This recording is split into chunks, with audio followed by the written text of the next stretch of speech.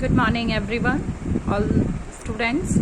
आज हम fourth standard का थर्ड चैप्टर पढ़ने जा रहे हैं जिसका टाइटल है बोना खिलौना। ठीक है, अब हम सबसे पहले टाइटल को समझ लेते हैं कि टाइटल ये क्यों रखा गया है पूरे लेसन का। ठीक है, बोना, बोना का मीनिंग होता है जिनकी हाइट बहुत कम होती है या जो हाइट में बहुत छोटे होते हैं उनके लिए बोना शब्द का प्रयोग किया जाता है, व्यक्तियों के लिए। ठीक है, खिलौना, खिलौना का मतलब होता है टॉयज, जो भी खिलौने बच्चे यूज करते हैं अपने खेलने के लिए वो। ठीक है, बोना खिलौना। टाइटल बिल्कुल क्लियर है। पूरे लेसन का जो कॉन्सेप्ट है वो एक बोने खिलौने के माध्यम से लेखक हमें बताना चाहता है कि वो किस तरह से बच्चे की लाइफ में, बच्चे की जिंदगी में कितना इम्पोर्टेंस रखता है एक खिलौना, और वो भी किस रूप में, बोने के रूप में। ठीक है, चलिए। क्रिसमस आने में सिर्फ एक ही दिन बचा था। सांता क्लॉज अपने सभी बोनों के साथ खिलौने बनाने में व्यस्त थे। व्यस्त का मतलब होता है बिजी होना, बहुत ज्यादा काम में बिजी होना या किसी काम में बिजी होना। तो यहाँ पर उन्होंने कहा कि क्रिसमस आने वाला था, क्रिसमस का त्योहार जो है वो आने वाला था और सिर्फ एक दिन ही बचा था, और सांता क्लॉज के पास एक ऐसी टीम, बोनों की टीम थी, ठीक है, जो क्या बनाने में व्यस्त थी, खिलौने बनाने में। ठीक है, चारों ओर खिलौनों का ढेर लगा था। उस टीम ने क्या, बहुत सारे बच्चों की फरमाइश पर बहुत सारे खिलौने बनाकर, वहां पर ढेर का मतलब होता है बहुत सारे, कहीं बंदर नाच रहा था, कहीं गोलू भालू उछल कूद कर रहा था। मतलब जो खिलौने थे तो उन खिलौने में कोई बंदर था, कोई गोलू था, कोई भालू था, और बहुत सारे खिलौने यानी कि टॉयज आपको वहां देखने को मिल रहे थे। और सबसे ज्यादा तो गुड़ियों का शोर था। टॉयज में सबसे ज्यादा कौन से खिलौने थे, तो वो थे गुड़िया।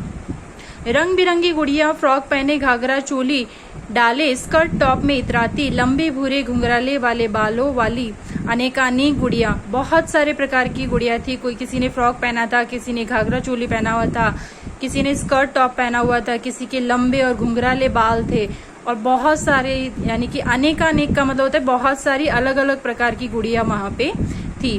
बोने जल्दी जल्दी हाथ चला रहे थे। बोनों की जो टीम थी वो सारे क्या कर रहे थे, बहुत जल्दी जल्दी हाथ चला रहे थे खिलौनों को कंप्लीट करने के लिए, क्योंकि कल ही सांता क्लॉज को दुनिया भर की लंबी यात्रा पर निकलना था। दुनिया में जितने भी बच्चे थे जहां से फरमाइश आई थी खिलौनों की, उन्हें वहां पर वो खिलौने उन बच्चों तक पहुंचाने थे। इसीलिए सब लोग जल्दी कर रहे थे क्या, खिलौने बनाने में। ठीक है, आखिर सभी बच्चे बेसब्री से सांता क्लॉज का इंतजार कर रहे थे। ठीक है, चलिए सेकंड पैराग्राफ पे आते हैं। बोने खिलौनों को बनाते बनाते आपस में बातें कर रहे थे। एक बोना लोमड़ी की पूंछ लगाता हुआ बोला, वह कलकत्ता वाली छोटी लड़की इस लोमड़ी को देखकर कितनी खुश होगी।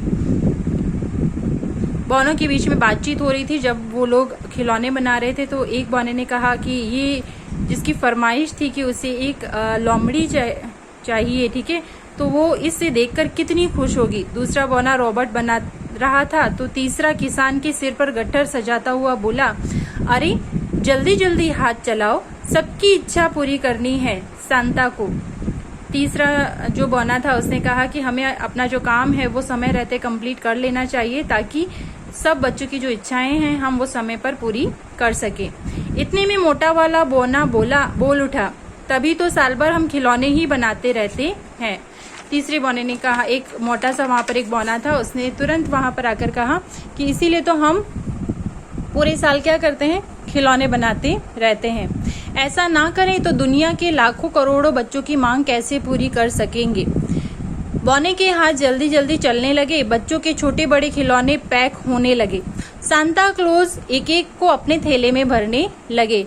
जिसकी जो फरमाइश थी उसके अकॉर्डिंग सारे खिलौने बन चुके थे और सांता क्लॉज अपने थैले में उन्हें भरने लगते हैं। अचानक वे कुछ याद कर रुक गए और बोले, अरे मैं तो भूल ही गया, देखो ना, दिन ब दिन बूढ़ा होता जा रहा हूँ, भूलने लगा हूँ।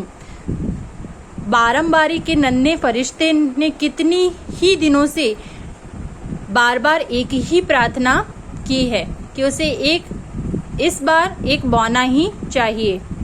बस अब अपने जैसा एक बौना बना डालो तो मैं चल पड़ूं। अब यहाँ पर सांता क्लॉज सारे जो जितने भी खिलौने होते हैं उन्हें अपने गठरी में यानी कि अपनी जो थैली होती है उसमें भरने लगते हैं वो, और अचानक उन्हें कुछ याद आ जाता है और वहीं पर रुक जाते हैं और सोचने लगते हैं कि मैं कुछ भूल रहा हूँ। थोड़ा सा याद करने पर उन्हें याद आता है कि बारंबारी में रहने वाला एक जो छोटा बच्चा है उसने हम इस बार ये प्रार्थना की है कि उसे खिलौने में क्या चाहिए, एक बौना जैसा ही खिलौना चाहिए। अब तो उन्होंने अपनी टीम में जितने भी वहां पर बौने थे उनसे कहा कि अब अपने जैसा एक बौना खिलौना बना दीजिए तो मैं उसे लेकर निकल पड़ूं। पहला बौना बोला, पर खिलौने बनाने की सारी सामग्री तो खत्म हो चुकी है। सामग्री का मतलब होता है जिन साधनों की मदद से खिलौने बनाए जाते हैं वो। सारे बौने सभी जगह कपड़ा, रुई, धागा, रिबिन आदि ढूंढने लगे। जो बौना बनाने के लिए, बौना जैसा खिलौना बनाने के लिए जितनी भी सामग्री चाहिए थी वो सब लोग मिलकर ढूंढने लगते हैं। आसपास जो भी सामग्री बची होती है उसे ढूंढते। सारा सामान उलट पुलट करने पर भी बौना बनाने लायक सामान इकट्ठा ना हो सका। सभी को बहुत बुरा लगने लगा क्योंकि अभी उनके पास इतनी साधन सामग्री नहीं थी कि वो एक बौना जैसा खिलौना बना सके। तो वो क्या होते हैं, उन्हें बुरा लगता है कि उस बच्चे की आज इच्छा पूरी नहीं कर पाएंगे। कितनी आशा से इंतजार कर रहा होगा वह नन्हा बच्चा सांता, उसका तो दिल ही टूट जाएगा। एक बौने ने सांता से कहा कि कितनी आशा और उम्मीद के साथ वो बच्चा अपने खिलौने का इंतजार कर रहा होगा और अगर उसे नहीं मिलेगा तो उसका तो दिल ही टूट जाएगा। एक बौना उदास होकर बोला। सहसा सांता क्लॉज की आंखों में चमक आ गई। एक रास्ता है, तुम में से एक बौना मेरे साथ चले, मैं तुम्हें उस बच्चे के पलंग के पाए पर लटकती मोजे में डाल आऊंगा। यहाँ पर सांता क्लॉज ने एक आइडिया सोचा और एक बौने से वहां पर अपनी टीम से कहा कि एक उपाय हो सकता है कि आप में से कोई एक बौना मेरे साथ चले और उस बच्चे के पलंग के पास, पाए के पास में एक लटकते मोजे में मैं आपको डालकर आ जाऊंगा। रात को उसकी नींद खुलेगी तो अपना पसंदीदा खिलौना देखकर खुश हो जाएगा। अगर रात को वो बच्चा उठता है तो वो सबसे पहले वही देखेगा कि उसे उसकी विश पूरी हुई है या नहीं, और जब वो देखेगा कि उसके मोजे में एक बौना खिलौना पड़ा है या बौना है तो वो देखकर खुश हो जाएगा।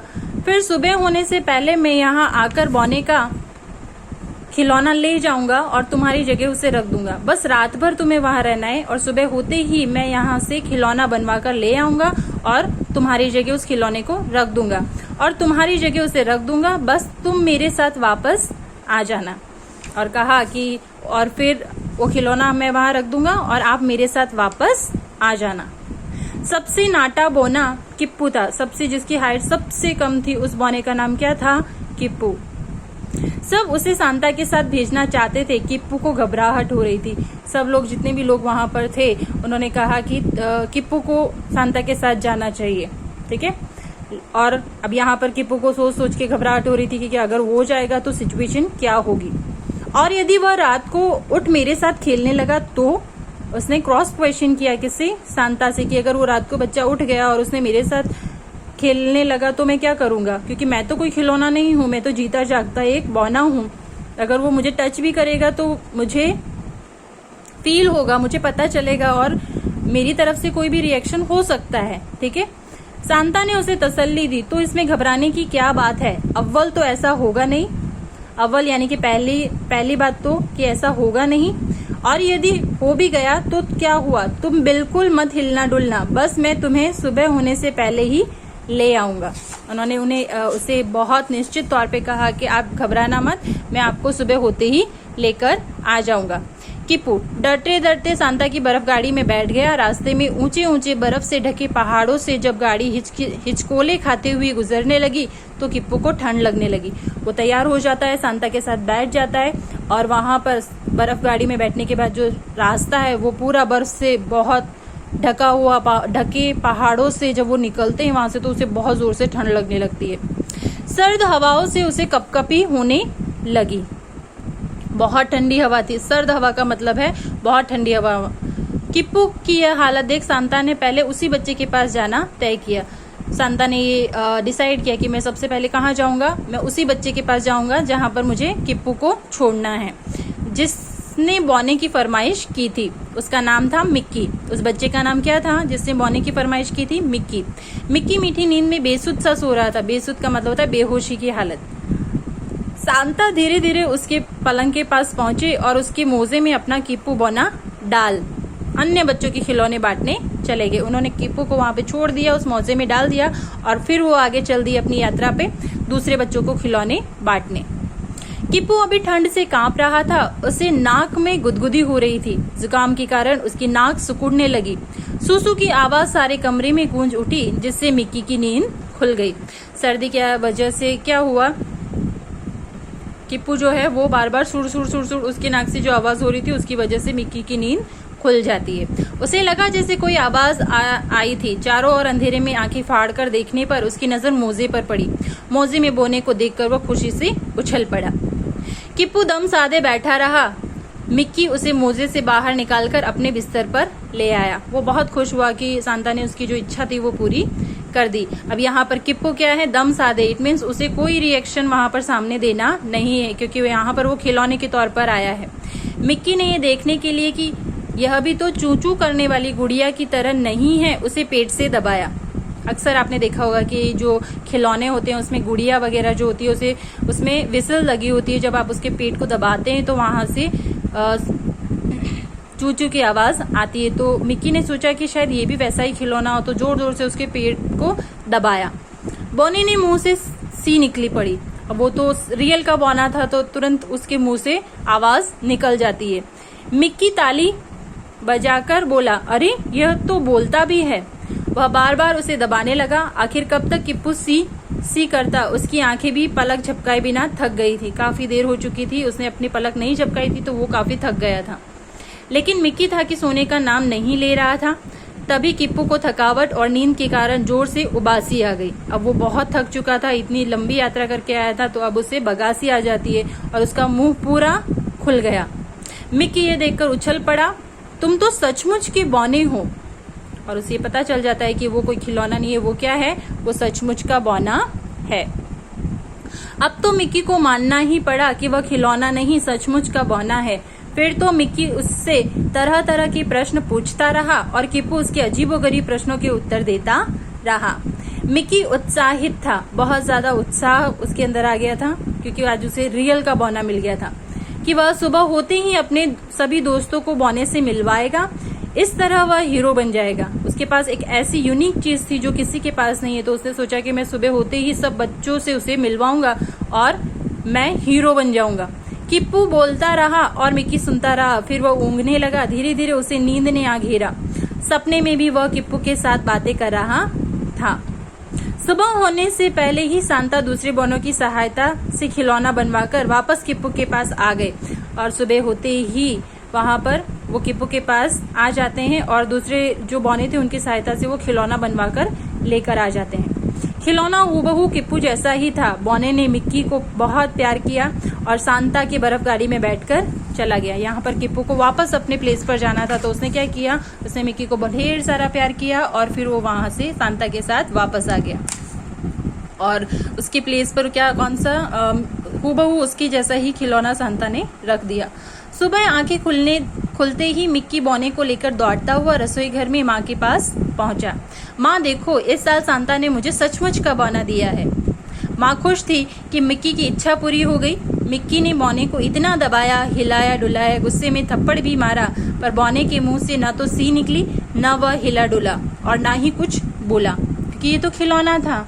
ठीक है, मिक्की को ये नहीं पता कि जो रात को उसके पास था वो रियल का बौना था और अभी जो उसके पास है वो खिलौना है। वो उसे रियल समझकर उसे हिला रहा है, डुला रहा है, बात करने की कोशिश कर रहा है, बट उसकी तरफ से कोई रिएक्शन नहीं आ रहा है। मिक्की माँ पापा को बार बार विश्वास दिलाने की कोशिश करता रहा कि रात में उसने बौने से ढेर सारी बातें की हैं। पापा ने उसका माथा थपथपाते हुए प्यार से कहा, जरूर तुमने कोई सपना देखा होगा। मिक्की सोच में पड़ गया कि क्या वह सपना था। सच में यहाँ पर जो भी मिक्की के साथ हुआ, उसे जब डैडी ये समझाते हैं कि आपने जरूर कोई सपना देखा होगा, खिलौने कभी बातें नहीं करते, तो वो फिर से एक सोच में पड़ जाता है कि क्या सच में वो एक सपना था जो उसके साथ हुआ। ठीक है, आई होप आपको कॉन्सेप्ट समझ में आया होगा।